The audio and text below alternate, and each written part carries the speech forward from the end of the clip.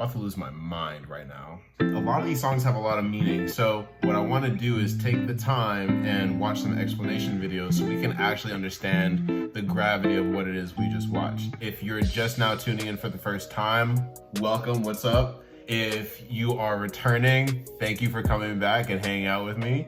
It's lovely to see you. Last time we were checking out the August D trilogy. If you don't know, August D is one of the aliases of Suga, one of the members of BTS. And he has this triad of songs. The order is Daechwita, Haegum, and Amygdala. And I was like, you know what? If they're all part of a package, then let's watch them all consecutively, and you can check them out in this video. A lot of these songs have a lot of meaning, so what I want to do is take the time and watch some explanation videos so we can actually understand the gravity of what it is we just watched. But I have a quick announcement.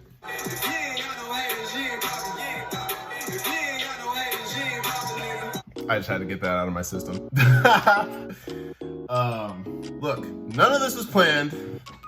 I'm just out here, you know what I mean? We are just firmly out here. Firmly grasping life by the balls. What we're going to do right now is watch the DKDK TV explanation of Daechwita. Suga delivered another hard-hitting mixtape titled D2.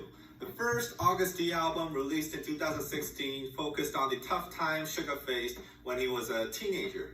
Suga's at a very different place now. He's much older and he's much more successful. And this album focuses on the changes of his feelings after becoming one of music's biggest superstars. It's a very honest album, and my personal favorite off of this is the title track, Daechwita. It's an ultimate flex track / warning / reminder with tons of historical references, so let's take a look into it. This teen is so tough. So tough.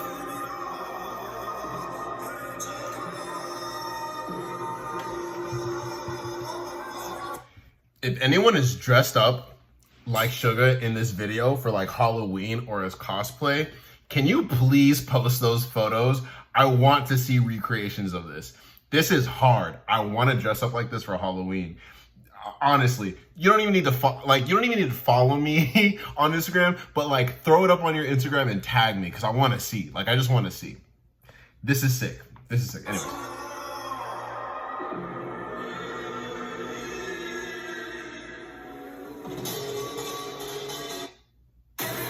A superhero. You're the movie. My phone. Bro. My wallet. Bro. Passport. My patience. Daechwita is Korean traditional marching music that was played when kings or royalty were moving about or important guests would visit, as well as when army would be marching. There are two main characters in this music video, a King Suga and a bottom class Suga. We can see that the King Suga is a tyrant. He has everyone kneeling down with the faces down in the ground. And he beheads people who have complaints in this scene. You can see the Shinmungo here. People in the Joseon dynasty would hit this drum if they had something that they've been wronged. They'd hit this drum and the king or someone up in the hierarchy would come and sort out their problems. Except here, King Suga is killing the people who have such complaints and issues. But the bottom class Suga, with the help of BTS and army represented by the 6 other men and a woman in the scene, starts a coup. He drives... Is the woman supposed to be army? Who's the woman supposed to be in the whole collection? Anyways. Up a car with the men representing BTS and also a cute painting of Bang PD. By the way, this painting has its origins in a Jungkook drawing of Bang PD. It's pretty funny. The King Suga sees this and gives a thumbs down and captures the bottom class Suga. The King Suga wants to kill him and does this graceful sword dance, which apparently Suga learned in 2 days. Meanwhile, bottom class Suga, blindfolded and tied down, starts headbanging, singing Daechwita. Remember how I told you that Daechwita was played I'm the when king were about, or when the army would be marching? The bottom class Suga singing this is an announcement that he is actually the real king. He feels like he's the king. The people under the king, the very ones that were kneeling to him in the beginning, are now joining Suga, headbanging with him. This Daechwita is also for them. These kneeling people are armies marching together with the bottom class Suga. At the end, the executioner who was supposed to Those rings are tough. I want. take down the bottom class Suga actually frees him and gives him a gun. Bottom class Suga grabs this and shoots the king. I think the MV and the song is a metaphor for BTS and ARMY taking down the existing system and the ruling forces of the industry. The King Suga represents the system, the existing system, the few powerful companies that had control over the industry before BTS came to the scene. Underdogs. Bottom class Suga is Suga himself in a small company with basically nothing, as if he was born into a bottom class, and winning the people over, eventually taking down the king with BTS and armies. I think Suga picked the perfect motif to convey his message. And if you look at the historical references, you'll be more amazed at how clever this all is. This single verse has a lot to unpack, but let's just start with this line. The Joseon Dynasty, which is most likely where the song is set in, had a strict class system where there was a heavy discrimination based on which class you were born into. Slaves were not even considered human. They would be traded in cases their owners didn't have enough money, and they were thought of more as just things. Think about the mistreatment that BTS received earlier on in their careers. They faced heavy discrimination due to them being from a small company, and they were mistreated. So it's easy to understand why Suga called himself a slave here. One of you were kind enough to mention that there is a whole video explaining like the hardships that they went through. Would you guys want me to watch that as well? Like, I'm down. I appreciate any rags to riches story. Besides shonen, you know, coming of age stories, I always appreciate like a rags to riches story. So like, I'd be down to watch that if you guys want to as well. Slaves in Joseon were almost completely blocked off from advancing to higher classes. So for a slave to become a king is basically impossible. But Suga's saying he made it happen. The following line is a reference to Haegum, the king of Joseon Dynasty in the 17th century. He developed paranoia. I'm not gonna lie, it looks like a do-rag. Of Joseon Dynasty in the 17th century. He developed paranoia while in power and notoriously became violent and reckless. Hence the line, Berserk Tiger, Hwang-hae flow. But I think there are more reasons Suga referenced Hwang-hae in the lyrics, especially if you consider what his life was like. Hwang-hae-gun had a very roller coaster of a life. Originally, he was a war hero, defending Joseon against the Japanese invasion of 1592, one of the biggest wars in Korean history. His father, who was then king, had fled when the war broke out, and the 18-year-old Prince Hwang-hae led Joseon troops in the battlefield. Rarely at this time did kings or to-be kings go out into the battlefield themselves. So Hwang-hae fighting with the people won their hearts over, and there were... This is beautiful, by the way. Just side note, can we appreciate this? Like, whoever made this. Movements to throne him as the king instead of his father. The father felt threatened by this, so he made a lot of political efforts to stop Hwang-hae from gaining influence. Eventually, Hwang-hae became stuck between two large political powers, and this struggle eventually made Hwang-hae go paranoid and become violent and reckless. Ultimately, he was dethroned after a coup.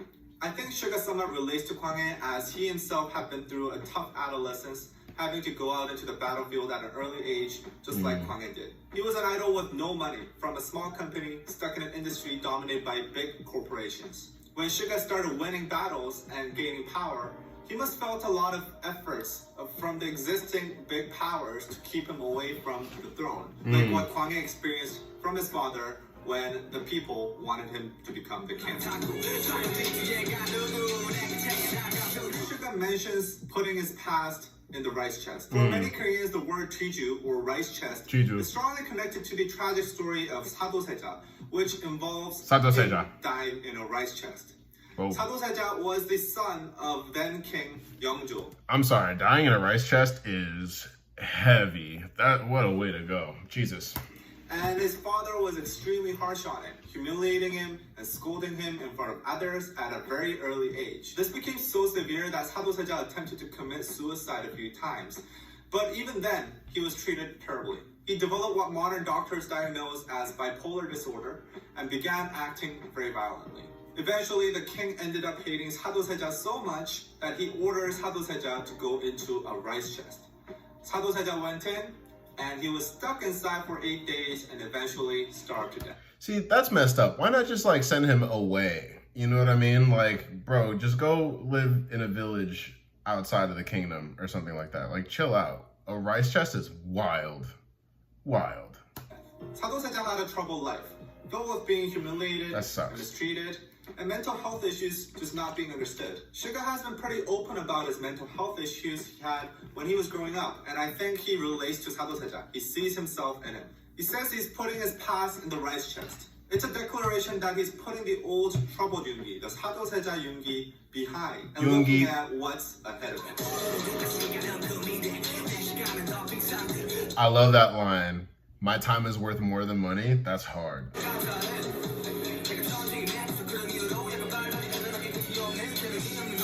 In the second verse, Suga focuses more on how he's now on the throne and he's better than everybody else. Suga directly name drops Bang PD and also takes a shot at other artists who do drugs thinking that they write better music while they're high. I won't name any names here, but I'm sure you can think of an artist or a few artists for that matter that will be at the butt end of this. Some in bigger companies, in fact. Ooh, boy! But this aside, this line is also glimpsed into Bang PD's relationship with BTS.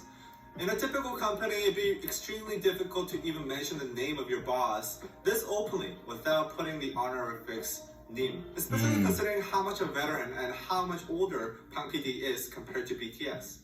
However, Suga name drops Bang PD as if he was his friend. We can sense that there's a very close bond and assume that Bang PD is very democratic with Same BTS. level. The fact that Suga's talking of Bang PD so casually is a flex of its own to others, as it's a sign that BTS has become so big and valuable to the company that he's at level with Bang PD.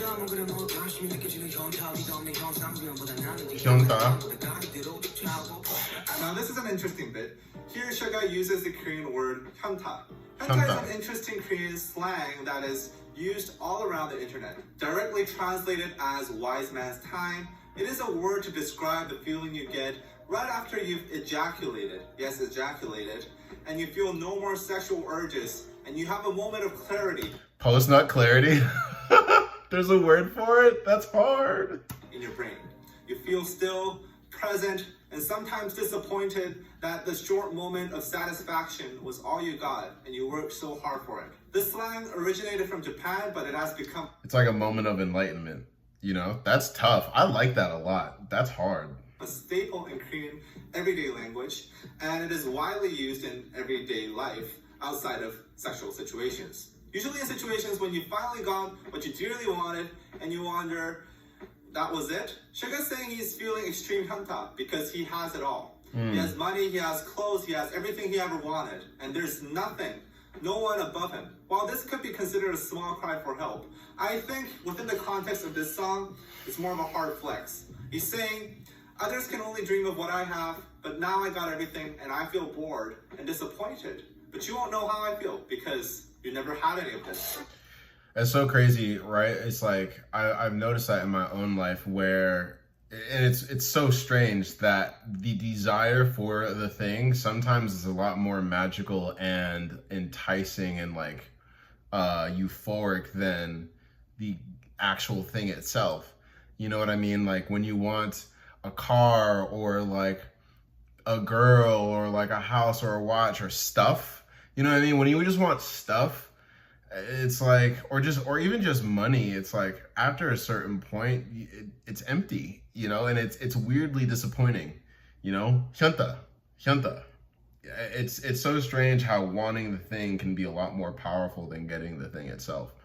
You know, it's strange. Everything kind of just, the car just turns into metal and plastic and you're like, whatever. I think that's why they say money doesn't buy happiness. I think it does to a degree personally, but like there's a limit. You know what I mean? Like whatever hole you were trying to fill, money cannot fill it.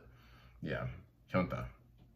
Don't be surprised if I get that like tatted on me somewhere. BTS has been on the top for the past few years, absolutely dominating, with a level of popularity that has never been seen in K-pop before. They're so dominant that it's sometimes easy to forget that they too had humble beginnings. In fact, more humble than most top artists out now today. They have to fight their way through discrimination, mistreatment, and humiliation. Daechwita is a reminder that this was where they started, and they took that system down. And it's also a warning that they have the resilience and the force to go through all of this, to go from slave to king. I respect it. If you want us to make more videos like this, supporting us on patreon.com/DKDKTV helps us a lot. These explain videos get copyright claimed, thus we make no money off of them, 0 cents. So please consider supporting us on patreon.com/DKDKTV. For just a cup of coffee a month, you can get exclusive content and also help us continue our careers. And until next time, bye-bye. Bye-bye. All right, that was dope. Very cool. I like how there are a lot of historical references in there. Hyunta. My biggest takeaway from that video is Hyunta. Hard. All right, now for Haegum. And someone said one thing, and then someone was like, nah, check out XLS, and we're gonna check out XLS now. Thank you. Sup, Flare Squad, welcome back to my channel and to another reaction. Girl with my army bomb. Okay, yeah. Oh, I forgot I already adjusted my army bomb. Girl, look at this. What is this? What am I looking at? What is that? All right. Look at this. This was a gift from my friend Monica. So I'm like so ready for August D's concert. But yes, what's going on today? So today we're gonna What is that? All right. check out Suga's new music video called Haegum. I don't even know if I said that right. Haegum. Apparently it's like a two-string. Is it a string? Two-string? It's a stringed fiddle. It's similar to a fiddle. So it's a Korean traditional instrument. And so I don't know how this is gonna go. We watched the preview. There's blood in this music video. It reminds me of Daechwita Daechwita 2.0. Part 2. Yeah. Even the feel of the music video, it looks like a movie. It is. Yeah. So I'm super excited for that. But quick shout out to our Patreon if you guys aren't aware of it. I know we've been on a break for like a month. Respectfully. But, a run. We're actually, so guys, I promise we're gonna you're part of this. Respectfully. Oh my gosh. Right when you started. Right when I started recording it, jeez, chill. I like how we're letting him count down. Oh. We increased our. Does she have a tattoo right here? Interesting placement. Something to do with that.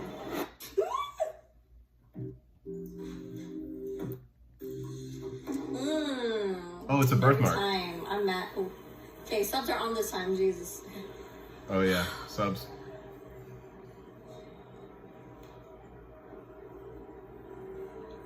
He looks so cool. He looks so.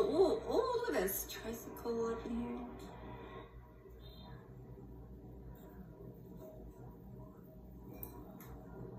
Just yank someone She's else's. gonna stab someone. Wait, it's happening so quick. Hold up. Already? He's at a beef noodle place. Beef noodles sound mad good right now.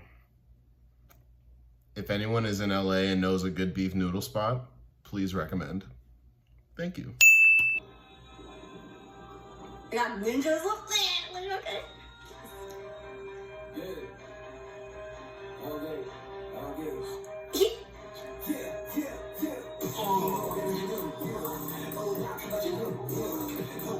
It was chopsticks he used, not it. I'm spitting.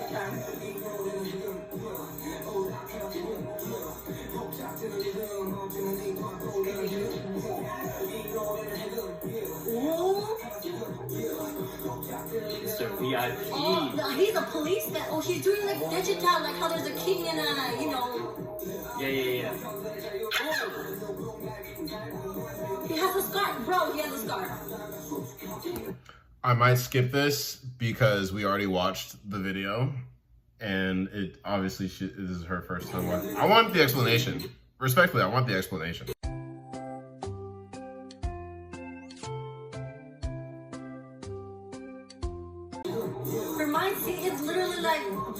or in Yeah. a different like freaking Light. not light. What's it like? Dimension. Anyway, perhaps this could be a new kind of Haegum compared to Daechwita. Okay, Yeah. anyways, perhaps. Wow, I love how like just from the teaser we're like this looks like Daechwita Part 2, but it Yeah. literally is. Yeah. And I feel like this took place in the future timeline. Not future timeline, but like A different dimension. a different dimension. Different. The universe? I don't know. What was it? Different era, different century. Yeah, different century. It's like they were reborn. That was literally way. I'm so happy. I'm so happy. It didn't have the. It has the repetitive like Haegum, Yeah. but not like Daechwita, you know. The lyrics were deep. They're intense, but I was getting so sidetracked by the I was visuals. like reading. I was trying to read and like look at the and visuals. then, I'm like, what is yeah. going on? I was getting caught up by the cinematics. The cinematics is beautiful. It's freaking like it's amazing. I honestly I don't even remember him holding chopsticks in the teaser. That's why it threw me off. Like why he grabbed the chopsticks and I'm like, oh, get him with it. Okay, there's a lot going on. So I was trying not to pause so much last time, but There's a lot of orange shade and blue shade. yeah, there is, yeah. So he went upstairs to this thing. Like he infiltrated this. Oh, were there bracelets in that? I don't remember. Anyway, he looked so cool. There weren't. I mean, not killing is not cool. Killing is. I'm talking about his hair. The timing of it was so bad. That's okay. But yeah, so they infiltrated, attacked whoever was here. Okay, so this guy, this Yoongi works at the police department. I just want to know what he means by Haegum. Alright, you guys, I found these 2 tweets on Twitter. One of them says Haegum could be the instrument, but it could also mean Haegum hada, which is the verb. Lift the ban Meaning or to release what's lift a forbidden. ban or release what's forbidden. Sure. And in Suga's Road to D-Day trailer, one of the keyword hashtag is liberation. The other tweet says, just thinking about Haegum in both Korean Hanja and traditional Chinese means to remove restriction or to lift a ban. When he says this sounds a Haegum, I take it to mean he's freeing himself from restrictions to speak the truth and to bring his true full self to the surface. Gotcha. I'm sure there's Maybe an he's just explanation. interpreting it as this is a New new. Is this not the This is a explanation? new kind. Let's remember, differentiate freedom from self-indulgence. Ooh, he making us think with these things. True, yeah. What in the? So he got away with the money. I really like that shot. Oh, he breathed after that one, that's for sure. Which shot? The one right That here? one right Yeah. It's because it's showing like, oh, I'm free, I'm reckless, I can do whatever I want. Like that type It's of. kind of like I don't care. Like yeah. Man, this Yuki's. That's why I like him. Do what you want, bro. Live this life. You know what? He should be in a movie. That's what I've been saying. He's really good at playing this character. Like, actor of the year. So he's about to bathe in all this greed, this money. And I don't know, the music is so, like, the instrumental is like so, like, this part, though, for a second, I don't know why I thought he was frozen, but I think he just let I it thought be. he did, yeah. I was like, he Or what stopped if- time? Sorry. What if this is just in his head right here? No. It But- could be too. I mean, but- you know. This one is kind of like he's drowning him His greed? to his greed, you know? Yeah, right? Wait, what was that? What was that necklace? Oh, coins. His necklace was coins. No, that was like something else. Okay. So it's interesting because, again, like these guys right here are supposed to be working for the Popo Yoongi, you know? But then, similar to the other music Daechwita. video, the same thing happened. They all sided with this Yoongi, you know what I mean? Like, but this scene makes it look like that cop is actually bad. You know what I mean? Like he's doing this under the radar. Like he's not even supposed to be doing it. I'm sure you're not supposed to be doing this, but he is. You know. Maybe this is also indicating that greed is so powerful that it's gonna overtake Pop. the proper way of living. That too. Oh, he said kill him. Wow. That was a signal. This is Like so kill him crazy, too. yeah. Same thing. And this guy's like, bruh. Bro, Yeah, they're like still siding with him, you know? Siding with, like, but then technically both of them are bad. Technically, yeah. You know what I mean? Like, they're both bad. They're both criminals. This thought literally came to my mind after this reaction. Literally, like, rewatching the scenes of the whole bathtub scene. I just realized Yoongi didn't want the money. Because why did he just burn it? Like, as if it was nothing. He literally... That's what I said. Stole that money so he could lure the boss. Which is why it led to that final scene of him killing him. You know, like, girl. But it's just so interesting, this cop car, you know, dropped him off. Is that not what I said? Is that not what I said? Did I not say he's using the very thing the system wants you to be addicted to destroy the thing you want us to be addicted to? Mop got this beef ball noodle shop. And he's still He just go eat. the beef noodle shop. This is the one he infiltrated, though, you know what I mean? So, like, the chopsticks have to be red, too, you know? Why was the noodles looking like it was warping, bro? You see that? Maybe it's the heat. Right? Yeah, that's so weird. Why was he looking at us? Okay, alright. Man, Wow. but the cinematography is really That was good. amazing. Let me, like, look at who was... You know, we always check the... Oh, Lumpins, of course, same ones who also did a lot of BTS music videos, actually, and his first one, so... Or Daechwita first. Going through these names, actually, these are Thai names. So did this take place in Thailand? I mean, this isn't Thai, though. Like, the boards are not... It's like... Kanji, so... You said I'm trying to use this kanji, so... Fast forward a little more. The tricycle? Yeah, like, the tricycle is, like... Right there, that's very prominent to, Thailand. In Thailand. Guys, okay, I found the tweet telling us where this was filmed at. It was filmed at an old street in Bangkok called Wang Nakorn Kasem. It used to be a famous area for selling musical instruments, but recently got bought off to be redeveloped into a luxury area, which led to multiple merchants moving out. All right, and then after slavery was abolished, those who left the palace had received or stolen things and bought them over to sell in this area, earning its nickname Thief Market. And your boy Yoongi was stealing tangerines, not only money from this place, but guys, the fact that they used a whole team of people who are Thai is just, it's amazing. Okay? That's pretty so cool. Not only the location, but the people that they hired for this music video. There's like history behind this. It's amazing. Whew. Okay, well, I am glad that we enjoyed this title track. It was what it What you expected. and more. So, you know.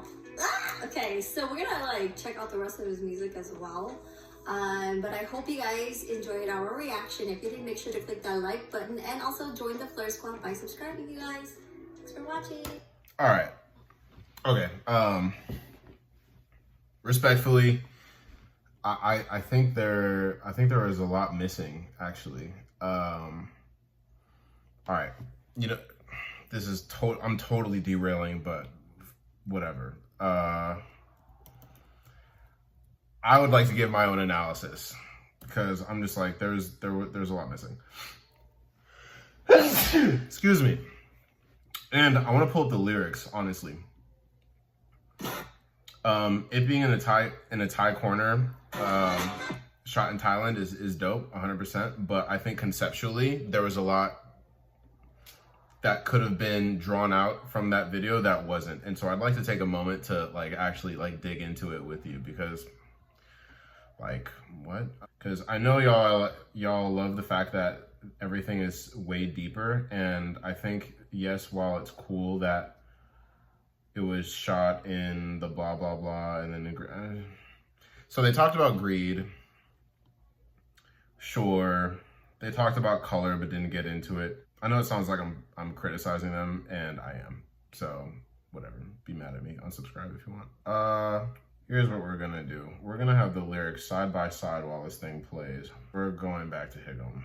And what we're gonna do is play it as it goes. And then we're gonna analyze this because that wasn't enough for me. Look, I do this because it's like, look, I write music myself, and I understand that someone as smart as this kid is taking his time, and I'm assuming especially if it's a trilogy, like he's communicating heavily inside of the lyrics. So I'm willing to assume it's worth actually reading the lyrics as we watch certain scenes or whatever to actually pick up on what's going on.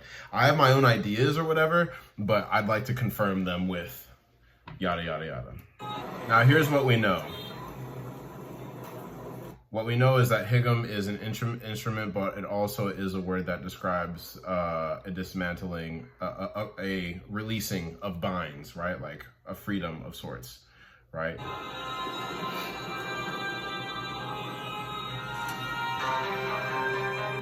All right. First scene is he comes in with the squad. And that's a consistent theme between Daechwita and here. It's like he is the underdog coming in with an army, essentially, and he is undermining the system, right? Challenging the system. And you know what? I'm gonna just riff right now. Okay, so what do we know, right? He comes in with a squad, right? Going into an establishment. Street urchin, Aladdin type beat. In a poor looking area. So like Daechwita, he's the lower class version of himself.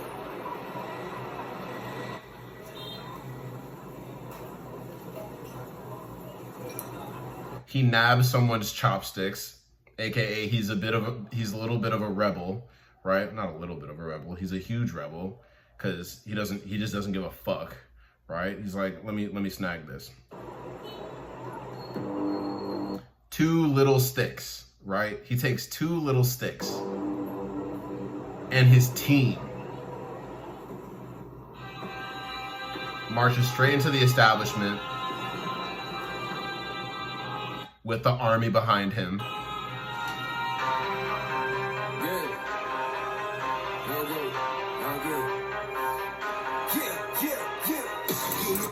And he immediately establishes that he can take someone's life with something as simple as chopsticks and the team behind him. AKA, bro, I am him.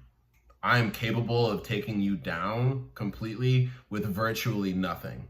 All I need I could take you down simply with some chopsticks and my team behind me. He's undermining the system and he's telling everybody, yo, careful. I'm here and I don't need much to do it. Hold on. We need apologies.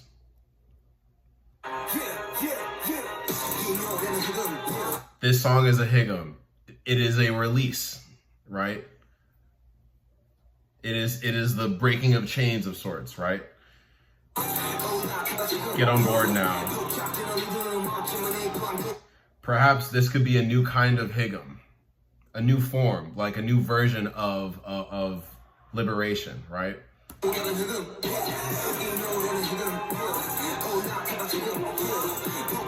This song is a Haegum, and like she mentioned, like Celeste mentioned, Haegum is both an instrument and a term for liberation. Hold on, let's confirm that again because I feel like the word Haegum has different meanings in Korean. It describes a traditional Korean instrument which can be heard in the instrumentals of the track.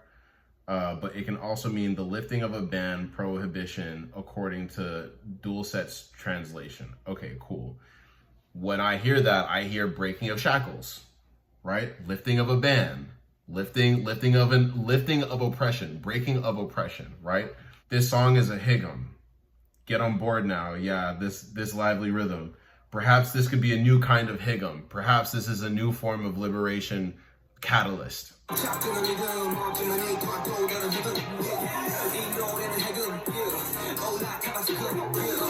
It's liberation music.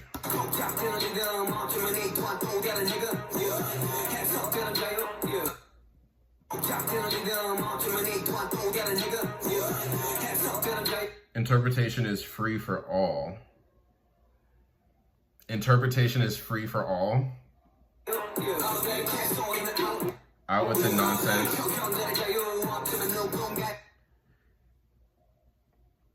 Freedom of expression could be reason for somebody's death, right? And it's no surprise that he has the cop actually articulating that. He is a reflection of the system that oppresses.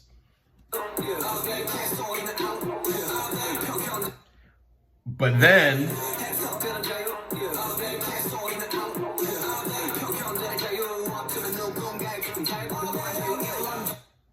could you still consider that freedom?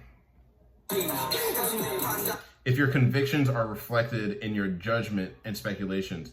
If your convictions are reflected in your judgment and speculations. If your convictions, could you still consider that freedom if your convictions are reflected in your judgments and speculations? I would think so. If my convictions are reflected in the way I think, aka my judgment, and my speculations and my observations, yeah, it's my belief, right? I do think that's freedom. And you believe that your freedom is on the same level as others. Then don't hesitate, just get on board. Yeah. Yeah. Could you still consider that freedom of expression could be reason for somebody's death? Could you still consider that freedom if your convictions are reflected in your judgment and speculations? And you believe that your freedom is on the same level as others, aka you are equal. You put on your pants one leg at a time like the other person. If you believe that, then don't hesitate, just get on board.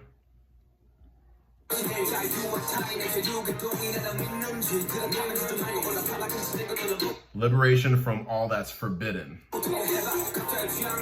For all those living in unfortunate times who don't even understand their own tastes because they've been stripped from the ability to actually freely explore who they are. This song is simply about freeing what's forbidden. It's a Haegum, a releasing of bans. But you must remember to differentiate freedom from self-indulgence. There is a difference between having the opportunity to have a drink and over drinking yourself to death. There is a difference, and I rock with that. That's an important distinction. And it's dope because he's smoking right there. He's like, and okay, that's fire. The song is simply about freeing what's forbidden as he walks out with the smoke as an idol. But you must remember to differentiate freedom and self-indulgence. Freedom from self-indulgence. So it's like, he's like, yo, I am a human being. Just because I'm an idol does not mean I'm not allowed to smoke or have fun or like have sex or have relationships or be human. And it's perfectly exemplified in him smoking the cigarette right in this scene. You must remember to differentiate freedom from self-indulgence. Yes, I can smoke. Yes, I can do whatever it is I want. But self-indulgence is a dangerous, slippery slope and it could lead down to self-ruin. That's hard. Endless influx of information prohibits freedom of imagination and seeks conformity of thought. That's hard. It's like saying we are over inundated with stimulus all the time, and it prevents us from actually being able to think properly, right? You can't be your complete self if you are overly oppressed with all this stimulation. There's this cool movie called The Brainwashing of My Father. And it's about how this woman's dad was like this like sort of left-leaning, sort of central left-leaning guy, pretty chill. But his friend started putting him on the Fox News. Long story short, he becomes like really, I don't mean to make this political, but it's just it's a psyche point that I'm trying to make. he becomes really aggressive and kind of a dickhead, right? After watching Fox News all the time, she starts analyzing what Fox News does when it comes to like how it presents itself. It's all flashing, it's all bright, it's all intense. And apparently there are studies that said when humans are over inundated or there's like a deluge of stimulation, of visual stimulation or sonic stimulation, if people are just blasted with noise, it becomes really hard to think, and people are it's a lot easier to sway people in a certain direction. It's a lot easier to manipulate people in a certain direction because they can't think that clearly. He just said, endless influx of information prohibits freedom of imagination and seeks conformity of thought.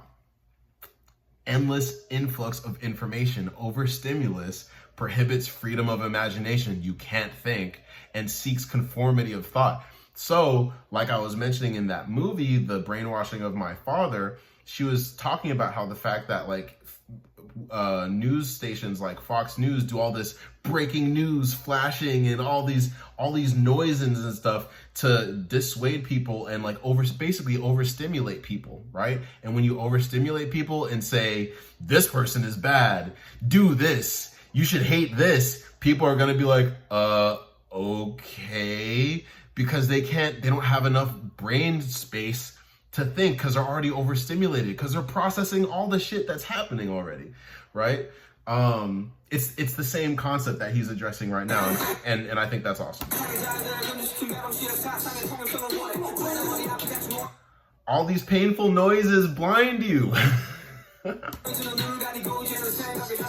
Now it even infringes on freedom of thought. All the controversy incessantly triggers confusion in judgment. What did he say? Maybe we do it to ourselves. Really, what is it exactly that's been restricting us? Maybe we do it to ourselves. Slaves to capitalism, slaves to money, slaves to hatred and prejudice, slaves to YouTube, slaves to flexing, selfishness and greed have gone off the rails. I close my eyes and it's easy. It's also obvious. Opinions clearly split depending on what's to gain. Everyone's been blinded by envy and jealousy without realizing that they're putting shackles on each other. Don't get swept away by the tsunami of info, because we all differentiate freedom from self-indulgence. This song is a Haegum. He's like, yo, wake up. Wake up. He's anti-establishment. He's completely anti-establishment. And he is the kernel of truth trying to fight against this Agent Smith motherfucker who is like the cop or whatever, right? And I stand behind what I said earlier. In that scene where he flicks the cigarette onto the money, I'm confident at this point, or at least even if it wasn't intended, it communicates the same thing. I'm going to take my chopsticks and kill you. I'm going to take a very unassuming weapon, something that you wouldn't expect me to use, and I'm going to kill you with it. Music is known to be one of the things that like is used by the higher powers to destroy people. People talk about it in American hip hop all the time, that most of the music that's promoted are the super negative and detrimental songs or whatever, right? And he's saying, I'm going to use the very tools of your mind control and I'm going to kill you with it. And another example of that is what? Cigarettes, nicotine, addiction, and money. And he flicks the cigarette onto the money, burning both down. That's hard. That's like a symbolic double entendre. I rock with that heavy. Yeah, hold on. Let's just keep reading it. This song's a Haegum. Okay, it's back to the chorus. Yeah, that's it. Yeah. So this is a liberation song. So how does that connect to Daechwita? So Daechwita was Daechwita was I'm here now. And Haegum is the system is broken. Understand that. Now that I'm here, the system is broken. And there's a reason why I'm here. That's tough. I rock with that. Yeah. That's my analysis. Hold on.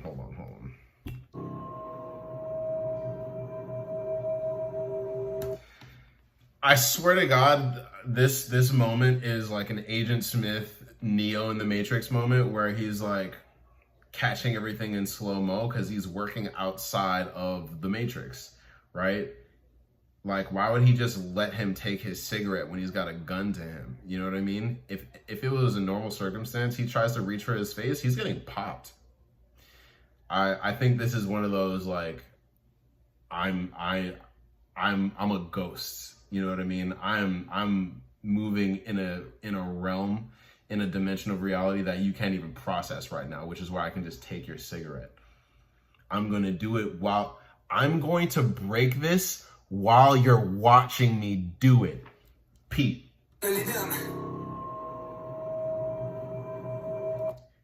He himself is a member of the music industry. And if you consider anyone in the music industry, when you think about it, everyone is sort of under the thumb of those who run the system, right? All these artists are under contracts. It's such a cliche for artists to get screwed over or whatever. Figuratively speaking or symbolically speaking, they got a gun to your head, and you gotta obey the rules. And especially if you're rebelling, you're going to get punished, right? And he's like, yo, I'm going to break this while you're literally looking at me. That's the hardest fuck you I've ever seen in my life. That's tough. I'm here for it.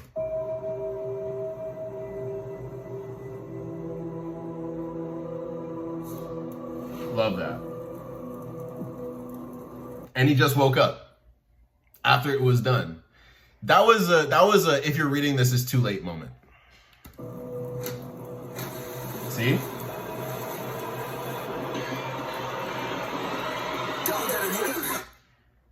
And maybe this is maybe that's him getting drowned is like him saying like, look, I'm doing this and I'm aware that it will come with some repercussions.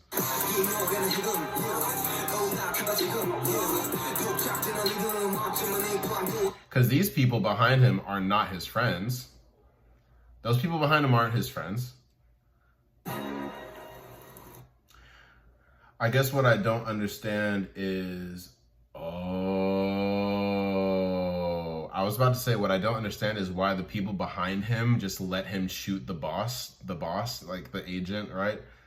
But if you remember from the first scene, he came in with a squad wearing all black, right? And now we progress further. I'm willing to bet that this group of people behind him are the original folks who came in to infiltrate when he killed the guy with the chopsticks originally, but they got into the system and now they're wearing suits and they look like they're established or whatever, but really they're like splinter cells, you know what I mean?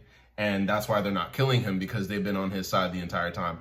Like in Daechwita, where everyone was wearing black and like ended up, banging their heads with him. It's the same thing, but in a new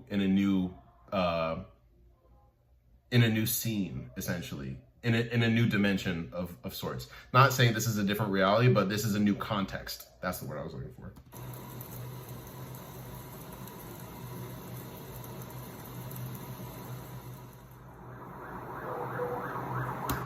And this is clearly another symbol of anti-establishment, because this is a rip from the Joker movie, the most recent Joker movie. The whole Joker movie was him being anti-establishment, and he's rocking with it hard right now.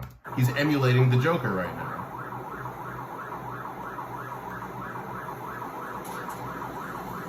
I'm the king, Daechwita. The system is broken, Haegum. AKA Liberation Song, Haegum. And I'm excited to get into Amygdala. And you know what's crazy? You know what's hard? You know what's super hard? It's the fact that this is a liberation song, and he is riding freely, loosely in a cop car. What is a cop car? That is it's shackles on wheels. You know what I mean? It is oppression on wheels. It is the very thing taking you to a jail cell or just at the end of your freedom. And yet he's cruising, right? It's complete subversion of the system.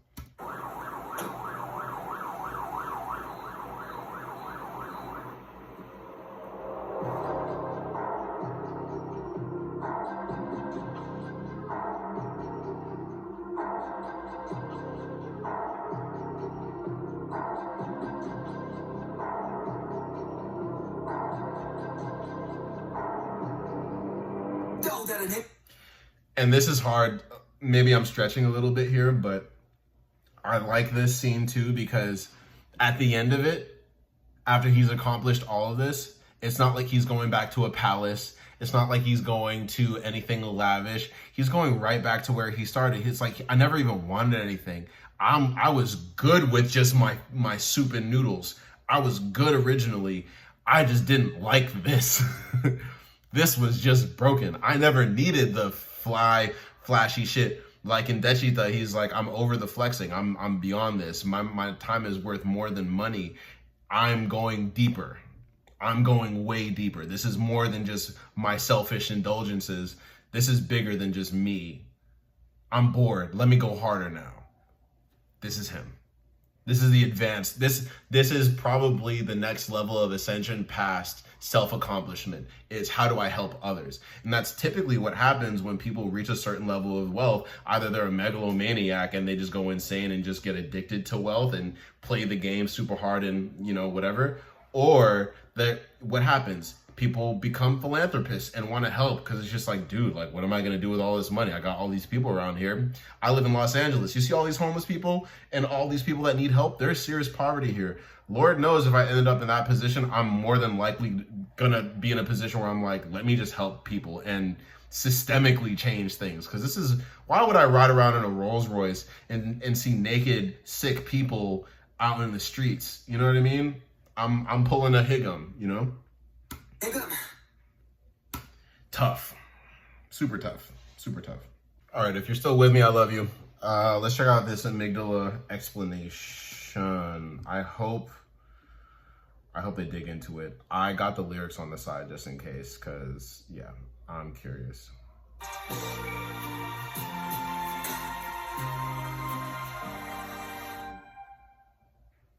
Welcome back to Bookish Theories. In today's video, we'd like to talk about Augusti's Amygdala, focusing on a little breakdown of the lyrics and the music video to see what they can tell us about the meaning behind this song. Now, given the subject matter of this track, please be aware that this video might contain sensitive topics that could be triggering to some of you, so moving forward, please proceed with caution. Amygdala is a song written by Jung himself that expresses his desire to erase the painful memories of the past, while also recognizing that this past is ultimately impossible to change. The title of the song refers to the almond-shaped part of the brain in charge of processing memory, decision-making, and emotional responses such as fear, anxiety, and anger. As he explains in the Road to D-Day documentary, the amygdala is the part of your brain that helps a person to survive, since it stores the memory of painful experiences. In case something similar happens again, it triggers a strong emotional response that is meant to protect you from it. This form of protection, however, can also be disrupted by traumatic events, and in many respects, the song deals with Jung's struggle in dealing with these strong emotions. As we see in a second, Amygdala is a very personal song that talks about sensitive topics about himself and his family. By his own admission, the process of writing this song was a very difficult one, but as tough as it was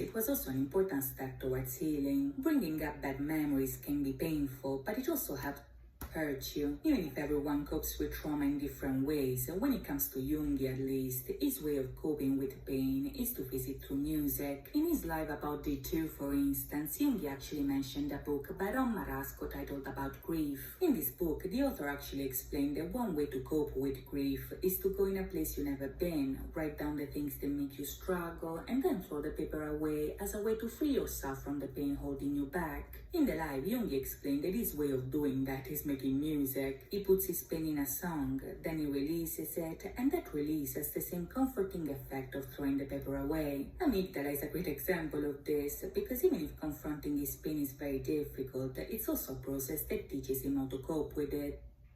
My inspiration is just flowing and coming. I didn't ask, bro.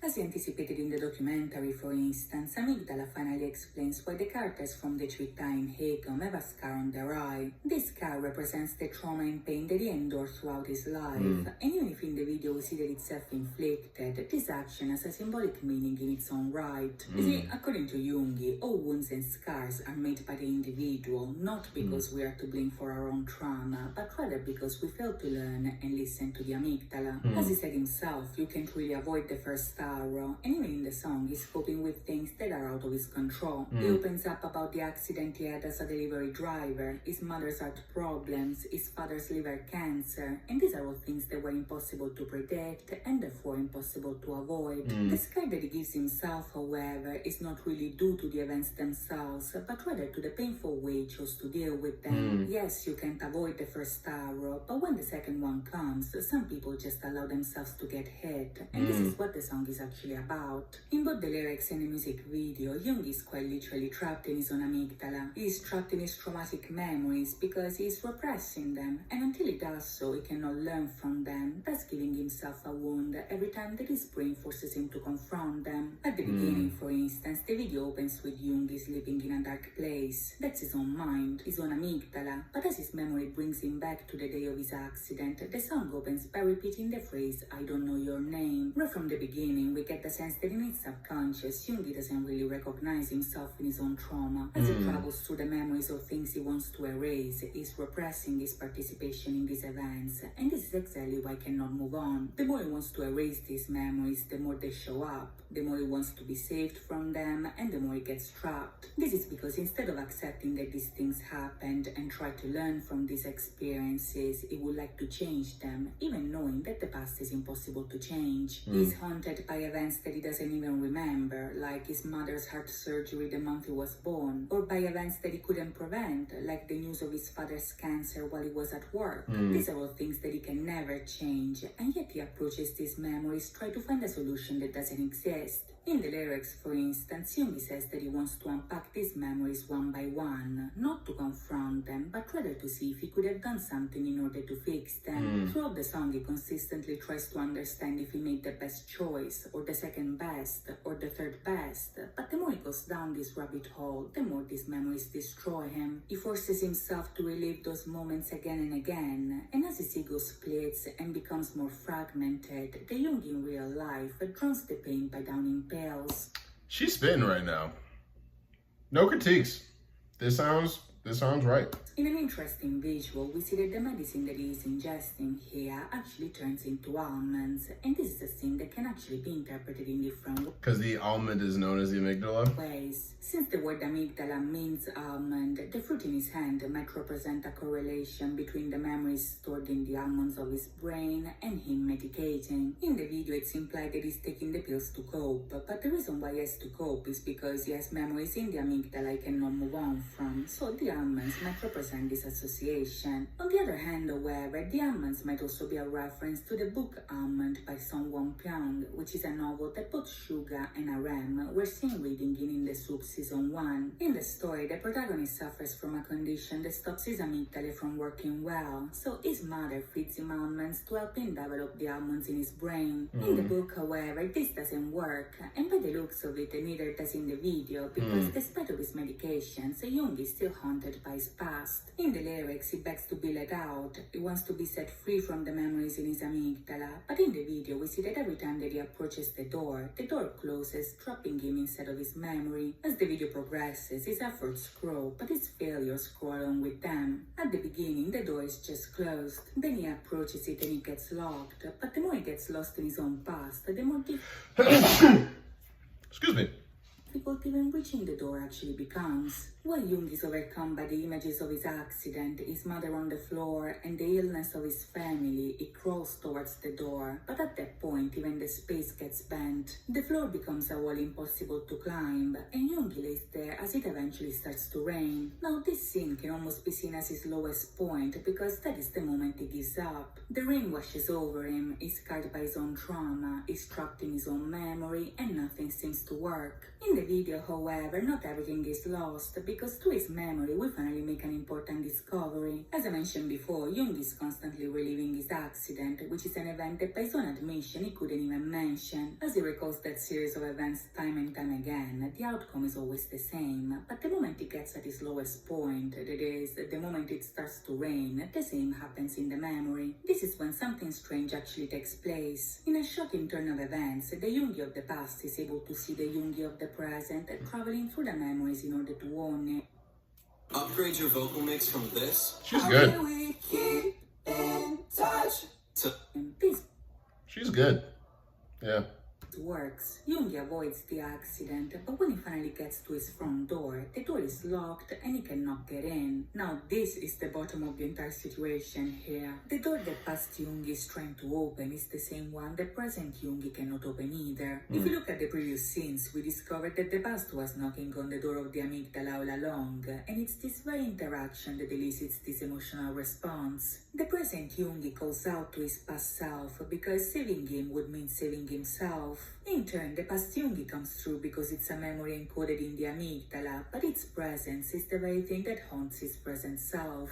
By the end, we see that this struggle has no resolution because Jung is still trapped and it's still raining. Throughout the song, however, there are quite a few hints that imply a more hopeful epilogue, because by the end he not only understands that the past cannot be changed, but also that what didn't kill him actually made him stronger. Even if it's still painful to remember the past, Jung was eventually able to learn from it, so as he slowly lets go of his trauma, it begins to bloom again like a lotus flower. Now him comparing himself to a lotus flower is very significant here, because the lotus flower is a choice with a lot of implications. For one, the lotus is a water flower that rises from the mud and blooms without stains, thus symbolizing our birth that is pure despite the dirt it comes from. It's a flower that is known for its resilience and strength, and in many Eastern culture, it's also considered an important symbol of spiritual awakening and enlightenment. Jung seeing himself as a lotus flower implies a change for the better that, yes, might not be portrayed in the video, but is there nonetheless. Since the song focuses on his past trauma, the video shows his experience in dealing with those painful memories. But as I mentioned before, the very fact that this song exists means that he found a way to cope and find comfort. As he said himself, the album is called D-Day because it's a day of liberation. In Haegum, we saw him getting liberated from unwanted bands and opinions, but in Amygdala, we see the initial stage of him getting liberated from the trauma of his past. To know if this is the last we'll see of Augusti, we'll have to wait and see, but in the meantime, I hope you guys enjoyed this video, and if you did, please think about liking and subscribing. As always, thank you so much for watching. That was dope. Makes sense. And I like how she tied it back to Haegum, because I was thinking it's just a systemic thing he's addressing, but it's also like, no, like, bro, leave me alone. Well, I guess I did sort of talk about the fact that he's like, no, I'm a person. I'm liberating myself. Leave me alone. Yeah, that was dope. That was hard. Very cool. I don't really know what to say. After these analysis videos, I'm kind of just like left like meditating on the information, you know? Yeah, awesome. The one thing I'm left questioning is, well, I guess that does answer my question, because not only does he make it about the system itself, but he also makes it about himself. The whole time I was like, okay, the first two were about the system, right? But it seems like Amygdala is just about him. And I'm like, well, where does it tie in? But she just answered that question by saying, you know, in Haegum, you know, he was liberating himself by, you know, releasing the constraints of what he is and isn't allowed to do or whatever, hence the whole smoking thing, right? So yeah, that's awesome. I think she did a great job. That was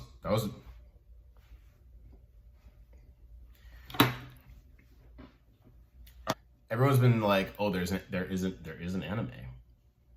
Check out the anime. I just might. But before that, we have episode 3 of the Find the Best BTS Song series coming up. And after that, I want to see where else we go. I might do some solo things, you know? So I was gonna say forgive me, but don't even forgive me. I'm going to mix it up. There's gonna be a mix of BTS stuff and non-BTS stuff, so we'll see. All right, thank you once again for hanging out with me and checking out the analysis videos for the August D trilogy. Yeah, this is awesome, and I really appreciate how much thought is put into these records and the videos behind them. Got my gears turning. Let me know what you think of my analysis of Haegum, and if there are other records you'd like me to take a look at and like put my brain on. That sounded weird, but you know what I mean. I'm open to it. Bro, there's so many, I might have to start a Patreon. Cause I'm like, dude, like there's just so many. Anyways, I will catch y'all later. I hope you have a beautiful morning, afternoon, evening, wherever you are in this world. Detach for a second, get off social media, turn the noise off so you can think, and I hope you're all doing well. I'll catch you later.